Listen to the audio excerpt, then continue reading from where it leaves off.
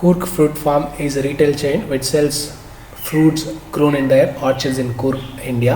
They want to keep track of customers who buy fruits from them and also the billing process.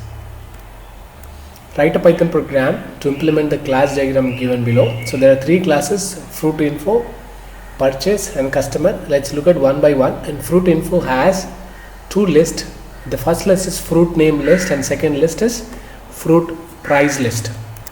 Both are static data member, and we have a get fruit price, get fruit name list, get fruit price list. So these three methods are the static methods, and get fruit price gives us returns a fruit name. If he takes fruit name as a parameter, returns fruit price as a value.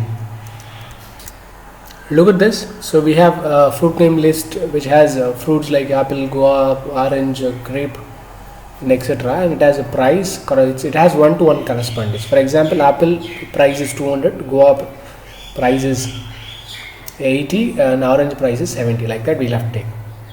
And the get fruit name, it takes a fruit name, get fruit price, it takes fruit name as a parameter and returns its value. So they have given a business rule for that. Look at this fruit info. So it's a simple list, and they have given we'll have to refer this and give the value like this.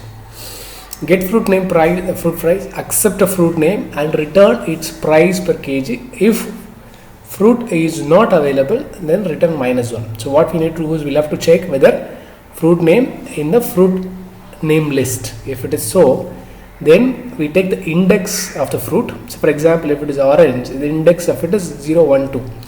Then we'll have to use the index to retrieve price from the fruit price list. So we'll have to take second index, it will return 70. If the fruit name is not available, then it has to return -1. It's very simple. Then get fruit name list, fruit price list, both are simple method which returns, they are simple getters which returns fruit name list and price list respectively. Now let's look at a customer class. It has customer name and customer type as two attributes, and getters get customer name and get customer types, simple getters. Now this talks about aggregation, has a relationship. So purchase has a customer. So this customer is pointing to an object of a customer. So purchase ID is different, fruit name is different, quantity counter is a static variable, but this customer refers customer. So purchase class aggregates customer. So that is why we have this diamond symbol close to this class name. Then we have a method one by one. Get purchase ID, get customer, get quantity. Calculate price is the only method we need to work on, and these three are simple accesses, getters. Let's look at this class, then purchase. Now customer, simple customer, all it has is customer name and customer type. We simply return it, get customer name and get customer type. So let's move on to the purchase class description, and they say initialize static variable counter to 1. That is the first step we need to do.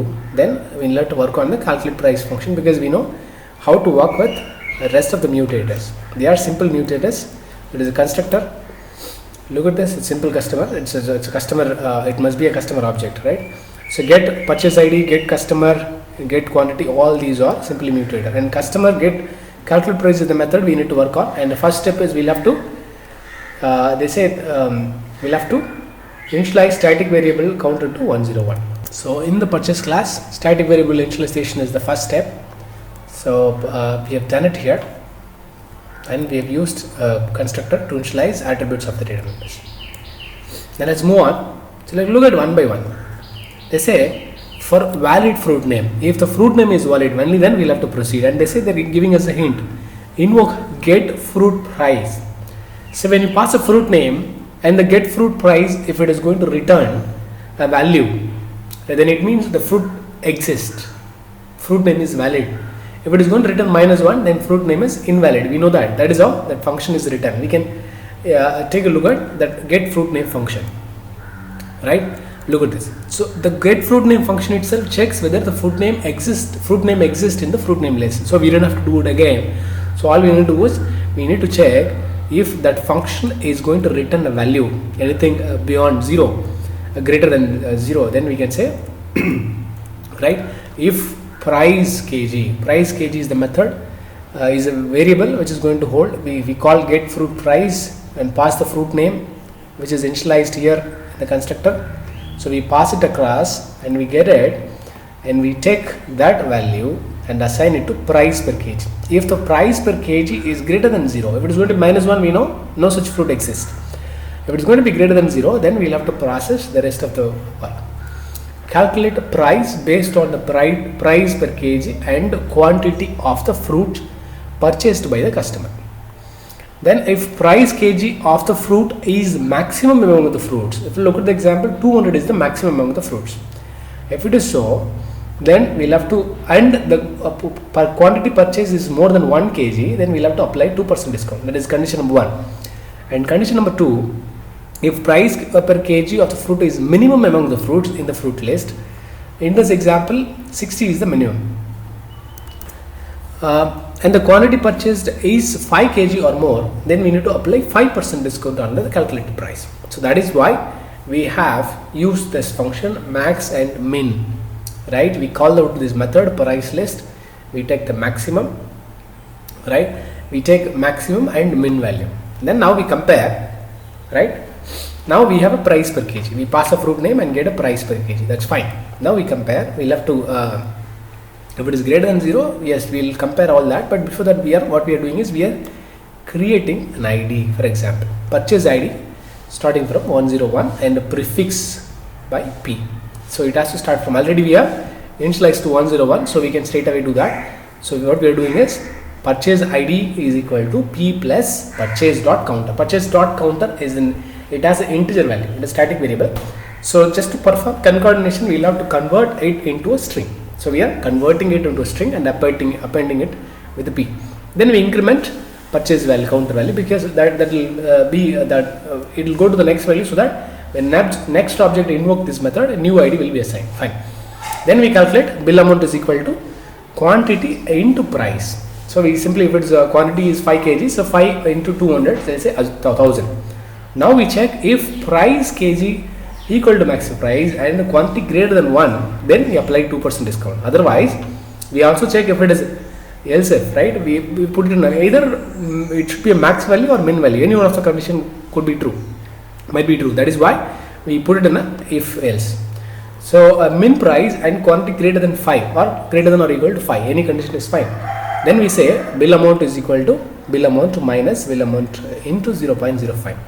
And we also need to check one more condition is there. If you look at that, if the customer is a wholesale customer, provide an additional 10% discount, apply this discount on already discounted price if any one of the above 2 points are applicable, else apply it on a calculated price.